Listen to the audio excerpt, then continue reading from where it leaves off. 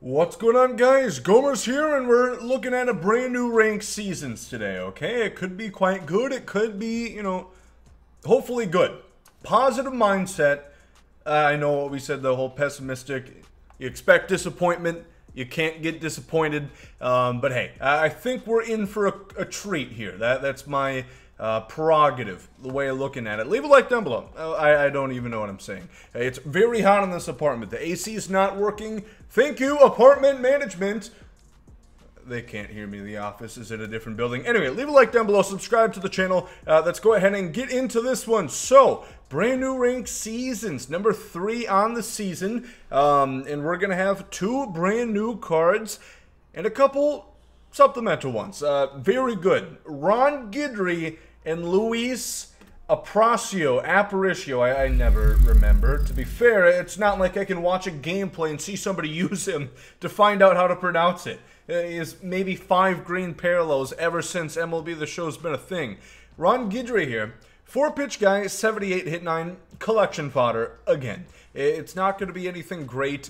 Kind of disappointed by these cards so far this year. None of them have been that exciting, except for Richie Ashburn, of course, who fucking rocks. He's a monster, probably the best card in the game currently. Then here again, I mean, it is what it is. Usually, towards the end, we get kind of cool cards for this, but it already ranked seasons number 3. We haven't really seen anything too exciting here. I could be wrong. Maybe you guys are, overhead joyous, waiting to do a Ron Guidry debut. Maybe I'll do it on the channel here. Surely that would be the first 1 million view MLB The Show gameplay, wouldn't it?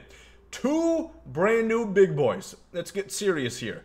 Gregg Maddux Takashi Okazaki series, which is very important for something we'll talk about in a minute. And then MVP, Reggie Jackson. So does that mean 95 Reggie Jackson's going to be the best that he's going to get all year? Interesting. However, I want to start off with Reggie Jackson because I think Maddux is going to be better. No hate. Reggie's pretty good. Okay, so he comes in, of course, younger, 27, pretty spry. Not as old as he was with the Yankees, of course, so he's going to have 70 speed. Great. Corner outfielder, that's just fine. Obviously, the more speed, the better, but 70 is good. 71 fielding is decent enough. That's going to play at silver defense. I'd recommend try to keep him in. Keep him at right field, sure. Add that to the fucking Websters. That's a new word. Left field, he's just going to drop down to bronze defense. You want to keep it as high as you can there. 80 arm strength is nice. Hitting, he doesn't have a ton of power, not for Reggie Jackson standards. 96 and 95, respectively. 101 contact against righties. Pretty balanced across the board. He's not crazy good at anything. He has 101 contact against righties. It's a perfect streamlined card. He is pretty balanced, which usually we don't see with Reggie Jackson cards. I'm not sure how to feel about this one. I like it. It's good, but I'm not sure how good it is. We'll have to do a couple comparisons there. I wish they added a feature where, like, right here, you could just compare it to other cards in your binder. I think that could be really cool. Or on the community market.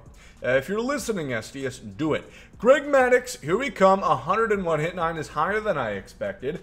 92 BB9. So that should bode well towards this control, which is quite nice. It's not Tom Glavine nice, but damn it, it is pretty good. 88, 86 is the lowest on the slider and curveball. If that's the case, you're doing pretty dandy. He's got that sinker cutter combo. Not going to blow you away with the velocity, but he does have a pretty good windup. Good motion, isn't super easy to read. Not Dr. Seuss here like Roy Halladay's been for me so far. But good. I like this Gregg Maddux here. I think he's probably a top 5 pitcher in the game.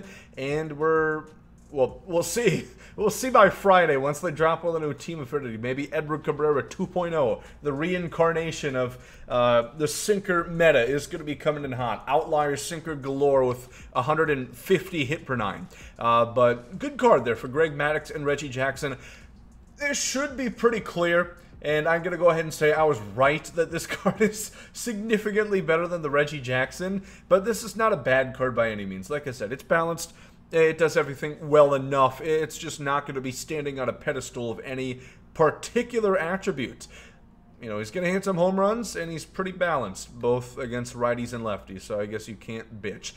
So a couple things as far as what that is going to do to the market. Remember, we have the big collection that is going to be dropping.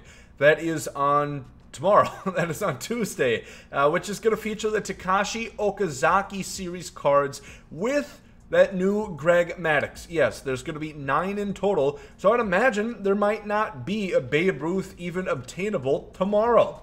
That's the way I'm foreseeing it, unless there's just a miraculous amount of people who either get to World Series, or maybe there's going to be some troopers that defy laws of physics and acts of God to go ahead and get their way up to, what is it, 350 innings still, I presume? 300 innings. Okay, well, I'm glad I looked at this here. They expanded the program, which is cool. I'm going to go ahead and say nobody's going to get this, so you might as well not have put it. If you play 550 innings, check yourself into a hospital. Certainly you shouldn't need to have some sort of parental, some sort of other supervision, because you should not be playing this game that much. That's a highway to being added to a padded cell. But rewind here, so that's going to help, you know, circumvent those prices on guys like Jorge Posada. So that seems like a pretty clear thing that they're doing right ahead of the new collection that's going to be dropping on Friday. And then they dropped it another 50 innings. So I'll go ahead and do the math here. It ended up being about 30 hours, which, again, like, if these cards went for a ton, 30 hours, that's about an hour a day.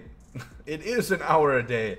Most months. That's not awful, right? If you think about a game being 40 minutes long, you know, to play, or we'll call it 45 minutes. 300 innings divided by 9, that's going to be 33. 33 times 45. 1485 divided by 60, it still equals about a day of strictly ranked seasons gameplay. That doesn't count loading into games, you know, fixing your lineup, making sure, you know, you have, again, Juan Pierre, Richie Ashburn, Nicky Lopez slotted in as your number 3 hitter. But I do like they decreased it. You know, if these cards aren't going to go for tons of stubs right now, there's no reason to do it, because I think what that promotes is just only playing ranked seasons, because for a lot of people, like 24 hours of online gameplay in any given month is kind of a lot, and they don't want to just spend that for, how much did the Kershaw end up going for? Probably not 40,000 stubs. Like, that's not worth it to most people. You might as well play events, which the Hoffman actually went for a ton this time around, but the average event, they've been going for, what, 15,000 stubs? If there's 2 cards, that's 30K, and you're probably playing like 20 less hours in, or let's get real, like 18 less hours than you would for ranked seasons, right? So I do like they're making progress. It takes less long, but what do you guys think? Let me know in the comment section. Is 30 or approximately 24 hours, 300 innings still comparable for the amounts, for how good these cards are going to be? Team Affinity, that's on the marketplace, which is almost a guarantee, almost a certainty, is probably going to drop these cards significantly. If they're the same overall, like, these are good cards, specifically the Maddux, but the Reggie Jackson, I don't think it's too far-fetched to imagine we're going to see a card better than this. If we have 1 of 30 chances, it's probably going to happen. So I'm not sure how much these are going to end up being. Obviously, the scarcity is going to play in part.